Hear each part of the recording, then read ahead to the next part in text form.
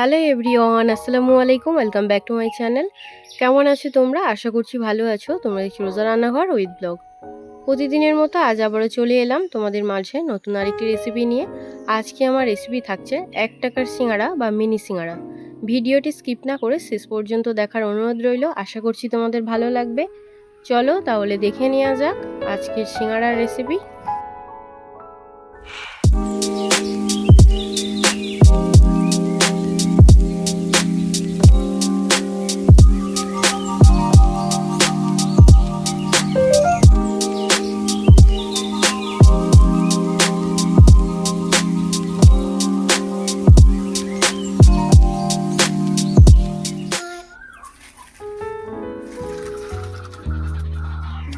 আজকে বানাবো 1 টাকার সিঙ্গাড়া। তার জন্য এখানে দেখো ময়দা নিয়ে নিয়েছি, আর এদিকে সব মশলাও নেওয়া হয়ে গিয়েছে। প্রথমে ময়দাটা মাখিয়ে নেব।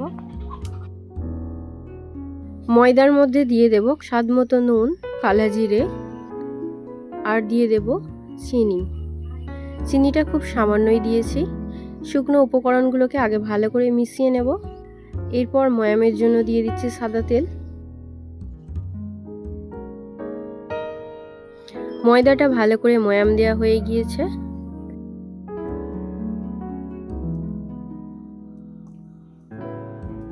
এবারে অল্প অল্প করে জল দিয়ে একটা শক্ত ডো বানিয়ে নেব।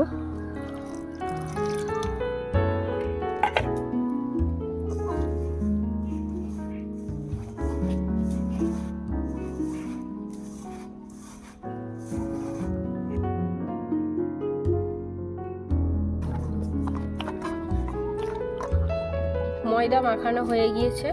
এবারে এর উপরে সাদা তেল দিয়ে দেব। আবারও একটু ভালো করে মাখিয়ে নেব।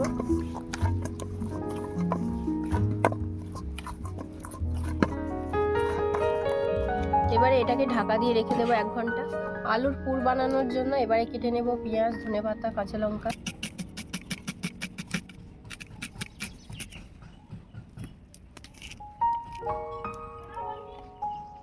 আজকেই 1 টাকা সিঙ্গাড়াটা বানাচ্ছি আলফাজ মোল্লা ভাইয়ের জন্য। ভাই আমাকে কমেন্ট করেছে যে দিদি ওই 1 টাকার ছোট ছোট সিঙ্গাড়া হয় না, ওই সিঙ্গাড়াটা বানাও। তো আজকে রেসিপিটা ভাইয়ের জন্যই বলতে পারো বানাচ্ছি। রেসিপিটা বানাতে আমার অনেকটাই লেট হয়ে গিয়েছে, তার জন্য সরি। তোমরা যদি কোনো রেসিপি দেখতে চাও অবশ্যই কিন্তু আমাকে কমেন্টে জানাবে, আমি বানানোর চেষ্টা করব। পুরের জন্য এদিকে কেটে নেওয়া হয়ে গিয়েছে পেঁয়াজ, ধনেপাতা, কাঁচা লঙ্কা। এবারে নারকেল কুচিয়ে নেব। নারকেল কোঁচানো দিলে কিন্তু বেশ ভালো খেতে লাগে, তার জন্য এখানে আমি নারকেল কোঁচানো দিচ্ছি। তোমরা চাইলে এটা নাও দিতে পারো।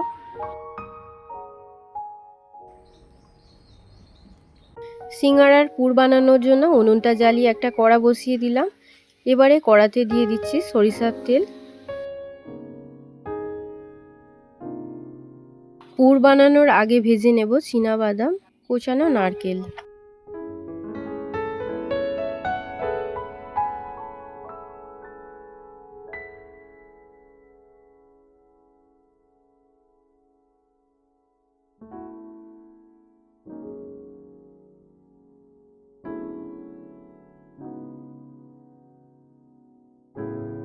নারকেল আর চীনাবাদাম ভাজা হয়ে গিয়েছে, এবারে তুলে নেব।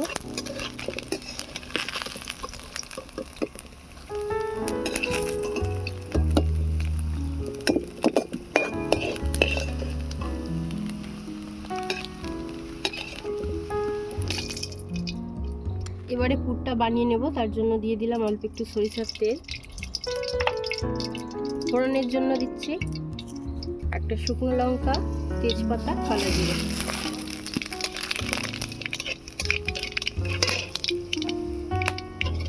ফোড়নটা ভাজা হয়ে গিয়েছে, এবারে দিয়ে দেবো পেঁয়াজ, কাঁচা লঙ্কা,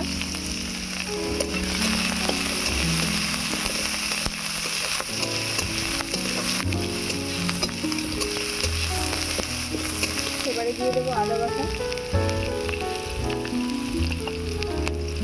রসুন বাটা। আদা রসুন পেঁয়াজটাকে লাল লাল করে ভেজে নেব।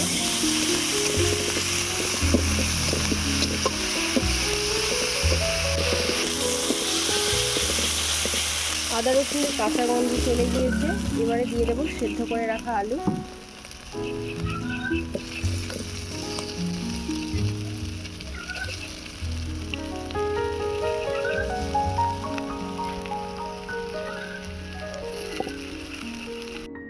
সেদ্ধ করে রাখা আলুগুলোকে ভেঙে দিয়ে দিলাম।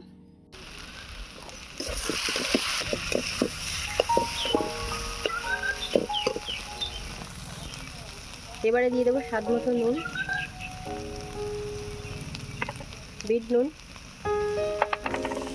লঙ্কা গুঁড়ো, হলুদ গুঁড়ো, জিরে গুঁড়ো, ধনে গুঁড়ো, মরিচ গুঁড়ো, গরম মশলা গুঁড়ো আর দিয়ে দেবো হিং।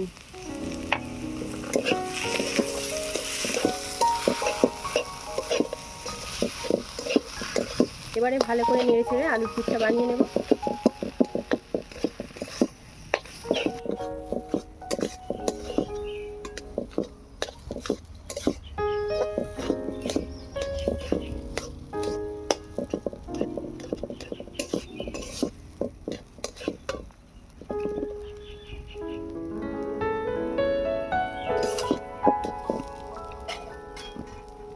এবারে দিয়ে দেবো ধনেপাতা কুচি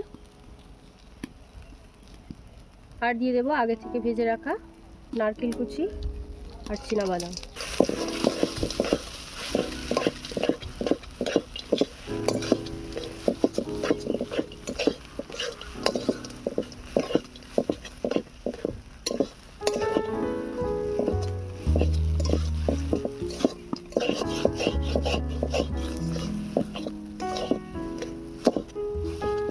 আলুর পুরটা বানানো হয়ে গিয়েছে, এবারে তুলে নেব।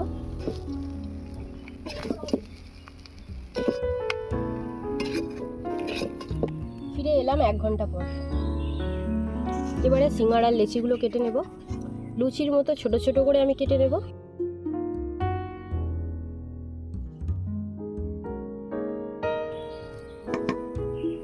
এবারে পিড়ে বেলনির মধ্যে একটু তেল লাগিয়ে নেব।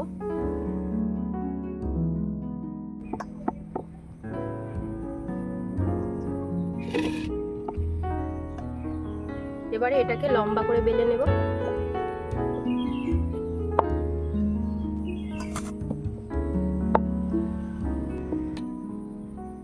এবার একটা চামচের সাহায্যে এটাকে মাঝ বরাবর কেটে নেব।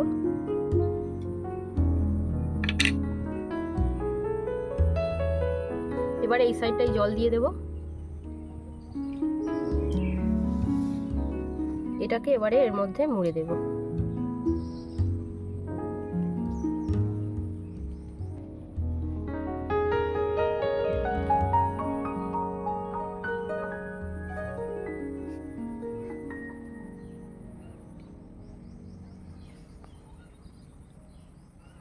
আলুর পুর দিয়ে দিলাম। এবারে জল লাগিয়ে নেব। এই মুখটাকে এখানে জুড়ে দেব। এবারে দুই সাইডটা ভালো করে চেপে দেব।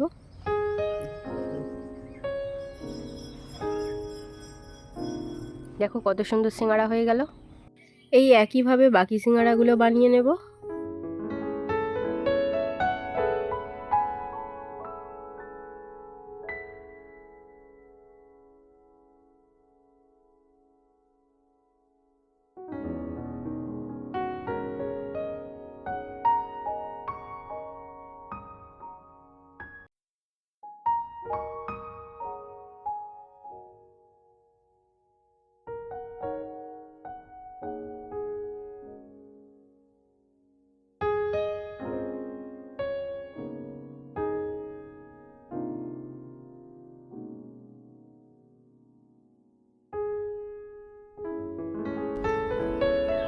সবগুলো সিঙ্গাড়া বানানো হয়ে গিয়েছে।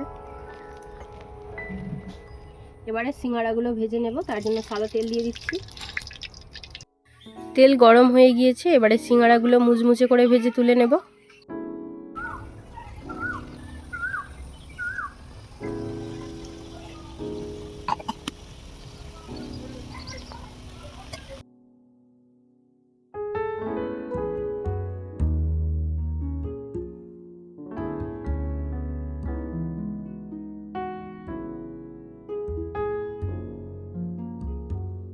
সিঙ্গাড়া ভাজা হয়ে গিয়েছে, এবারে তুলে নেব।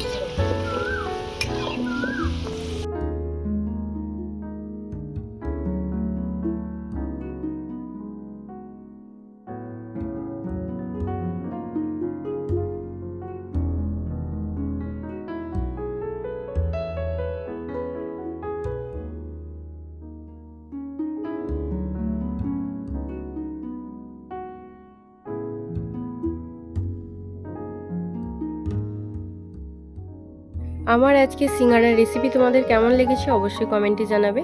যদি আজকের রেসিপি ভালো লেগে থাকে বন্ধুদের সঙ্গে শেয়ার করো। দেখা হচ্ছে আবারও নেক্সট অন্য কোনো রেসিপির সাথে। ভালো থেকো, সুস্থ থেকো, পরিবারের খেয়াল রেখো। বাই, আল্লাহ হাফেজ।